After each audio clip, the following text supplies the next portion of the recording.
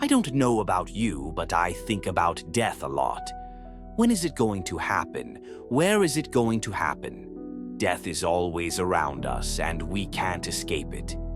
In this video, you will see 5 of the most tragic and bizarre deaths. John Edward Jones, a 26-year-old U.S. medical student visiting his family in Utah, wanted to explore Nutty Putty Cave with 10 friends during his visit.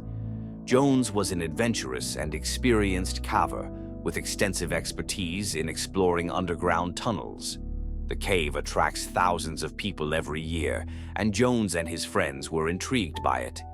But little did he know that this cave would prepare him for a tragic ending that would be synonymous with his name for years to come. Some parts of Nutty Putty Cave, such as the section called the Birth Canal, had not been mapped at the time, and John Edward Jones and his friends wanted to explore this area. The group of friends entered the cave and started exploring, and Jones decided to enter a very narrow passage.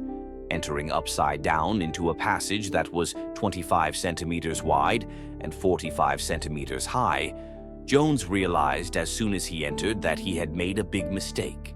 Struggling to turn back, Jones felt himself getting more and more stuck in the passage and began to wait for help. John Edward Jones's brother, Josh Jones, rushed to his aid and tried to save him, but this only made things worse. John Edward Jones, who was stuck in the gate with his arms behind his torso, was starting to struggle. When his brother, Josh Jones, realized that there was nothing he could do, he went outside the cave to call for help, and within a few hours, the rescue team arrived at the cave site. At the time of the rescue team's arrival, John Edward Jones had been upside down 100 feet underground for 3.5 hours, trapped in an area about 25 centimeters wide. The rescue team tried many ways to pull Jones out, but without success. With no possibility of rescue and his heart compressed for hours by his upside-down position, John died of cardiac arrest shortly before midnight on November 25, 2009. Even the lifeless body of John Edward Jones, who could not be saved despite long efforts, could not be removed from the cave. After Jones's lifeless body was laid to rest in the hole, the entrance of the cave was sealed with cement by the officials to prevent a similar situation and to leave the body of John Edward Jones alone. I can't hold my breath long enough to tell you everything I love about you. Steven Weber proposed to his girlfriend underwater in Tanzania, not knowing that these were his last words. This was Weber's last video before he drowned to death. What does that say? Oh, it's so cute.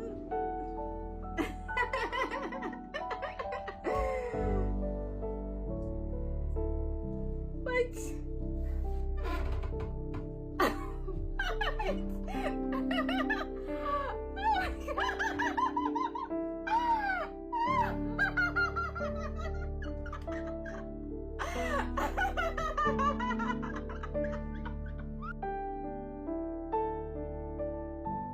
In 2016, Brazilian bride-to-be Rosemary do Nascimento Silva arranged for a helicopter to transport her to her wedding as a surprise for her fiancé.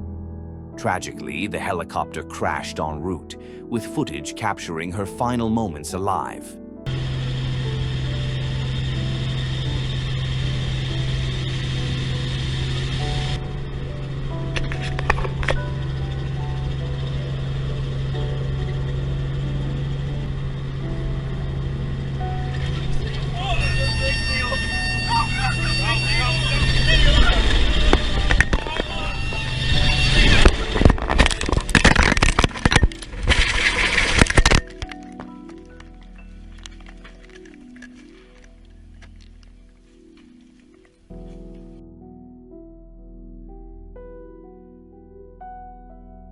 On July 20th, 1981, 24-year-old David Allen Kerwin jumped into a boiling thermal pool in Yellowstone to save his dog, Moosey.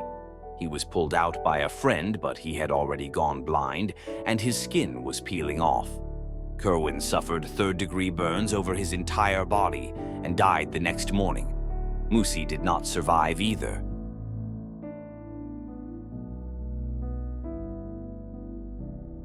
Jacob Cockle lived in the sea. The water was his natural element. He learned to swim as he learned to walk. He loved surfing it and filming it. He was carving a career photographing it.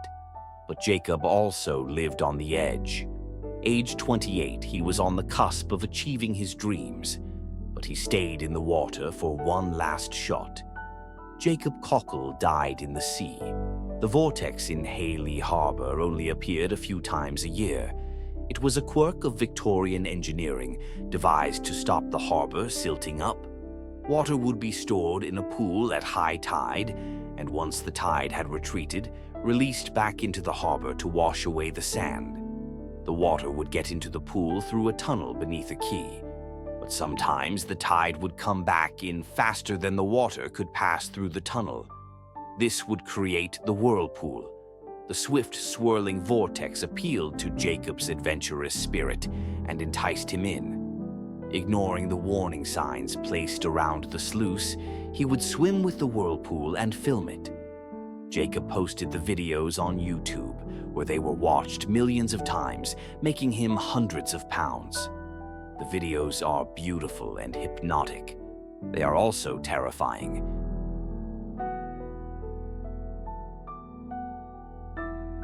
It was the 28th of May, 2013, when the whirlpool returned. Artist David Rain, who had collaborated with Jacob in the past, was in his living room when he saw his friend running towards the house. Jacob was excited, already wearing his wetsuit and clutching his camera. David agreed to film him as he swam around the whirlpool. By the time he reached the harbor, Jacob was already in the water. He was wearing a rubber horse's head, a prop he thought would make the video more eye-catching on YouTube. Here is Jacob's last video before he died.